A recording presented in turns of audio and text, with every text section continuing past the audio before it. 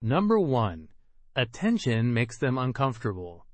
Someone compliments them and their chest tightens.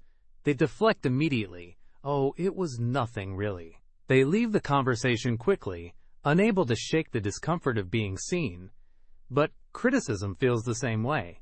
The same tightness, same urgency to disappear. Whether attention is positive or negative doesn't matter. Being noticed feels wrong. When a child grows up without consistent, attuned attention, their nervous system never learns what safe visibility feels like. Attention becomes unpredictable. Sometimes it came with anger, sometimes coldness, sometimes not at all. Their brain learned that being the center of attention often preceded pain, so now it treats all attention, even praise, as potential danger. Number 2. When someone hurts them, they try harder.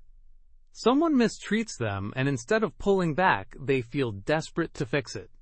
They replay interactions. Maybe I was too sensitive. Maybe I asked for too much. So they double down, shrink themselves, try harder. Their mistreatment becomes proof they need to improve, not that the other person needs to do better. As a child, they couldn't afford to think they're the problem. That would have threatened their safety. Their mind blamed them instead. If they're the problem, they have control. This is anxious attachment. They learned love is conditional and must be earned through performance. They never internalized that they're worthy simply because they exist. The more they try, the less they're treated with the care they deserve. Number 3. They have to relearn social skills in adult life. They're at a gathering and everyone seems to know something they don't.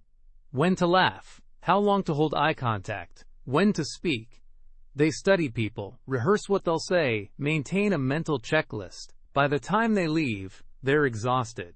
Not from socializing, but from constant monitoring. Social skills are learned early through thousands of small moments. Family dinners, bedtime talks, being listened to.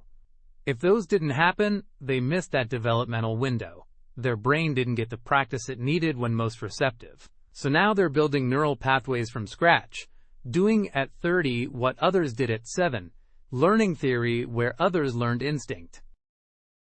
Number 4. They don't trust their own decisions.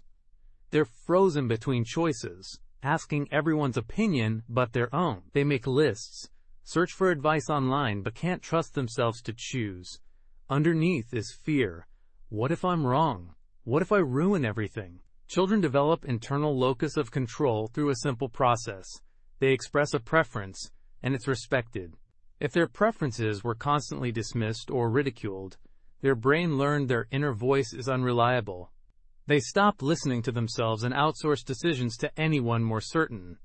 They doubt themselves not because their judgment is flawed, but because they were never given space to learn their voice mattered.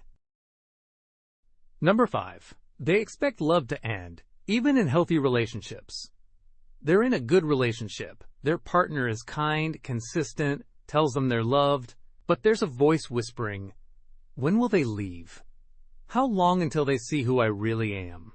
They test, pull back slightly, wait for the fight confirming love is temporary. With inconsistent childhood love, they never developed secure attachment, the belief that love is stable. Their nervous system doesn't recognize stable love. It feels foreign, unsafe. They keep scanning for abandonment signs, misinterpreting normal conflict as the beginning of the end. The painful irony, this fear often creates the outcome they're avoiding. Number 6. They are not comfortable with physical affection. Someone hugs them and their body tenses. They don't know what to do with their hands or how long it should last. When it's over, they feel relieved more than comforted. They're not afraid of affection. They're afraid of what it brings up. Their body doesn't have a reference point for gentle, consistent touch.